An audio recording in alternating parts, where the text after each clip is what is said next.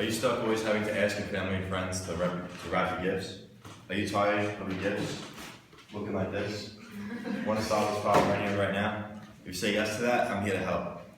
I'm going to demonstrate to you guys how to wrap a gift. You should all want to know how to wrap a gift because you're going to do it all year long for the rest of your lives. From Christmas to birthdays to anniversaries, it's something you're always going to be doing. I personally know how to wrap a gift very well because my mom's a pro. She had 4 kids, including me, and she's been wrapping gifts for us ever since we were born. So once you become very good and your wrapping skills become strong and you're no longer doing it wrong, the process shouldn't be very long. And always remember, whenever you're wrapping a gift, to be generous with your tape. It's key and critical to making your gift looking the best it can be. So it breaks down into a 3-step process. It breaks down into cutting and placing, wrapping, and then tying your ribbon. So the things you're going to need wrapping paper, a pair of scissors, tape, preferably Scotch tape so you don't see it, a ribbon, and a bow. It should all in all cost you about $10, but if you go to a dollar store, you can probably get it for cheaper. And once you get the hang of it, it should take you about 3 minutes. So now that we're going to start, just remember to be generous with your tape. So you want to start by cutting and placing. You want to place your box in the middle of your paper. I've already pre-cut this wrapping paper to the size of the box, but to tell that it's perfect, on the short side of the box, you bring up the paper to the top. If the paper reaches the top of the box just enough, that's how you know you have just enough. Then you turn it. The long side of the box, you know you cut it perfectly when you bring over the wrapping paper over the top of the box, and you only have about 1 inch of overlapping paper, like I do. You can usually judge by your eye how much you have, or you can use a ruler, whatever you have to do. Now we move to step 2, which is wrapping. So you want to start by folding over onto the long sides and taping down. And remember, be generous with your tape.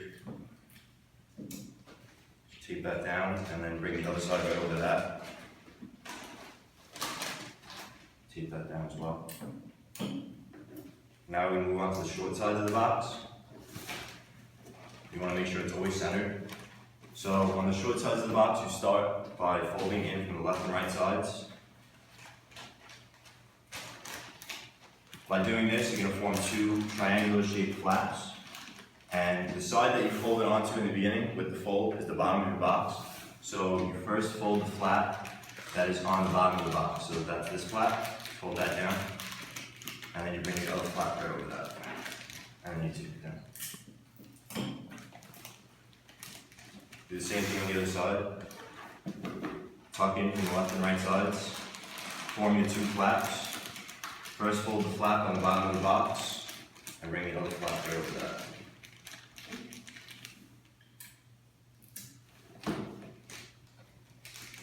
Now we go to step 3, which is tying your ribbon.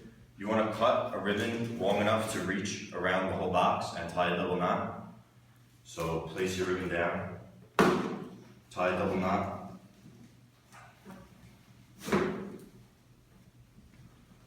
You could get 2 pieces of ribbon and go both ways, but I'm only doing 1.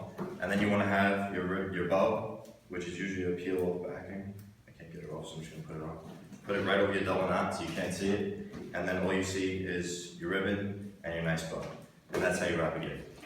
So in a quick review, it's a 3-step process: cutting and placing, wrapping, and tying your ribbon. Frustrating.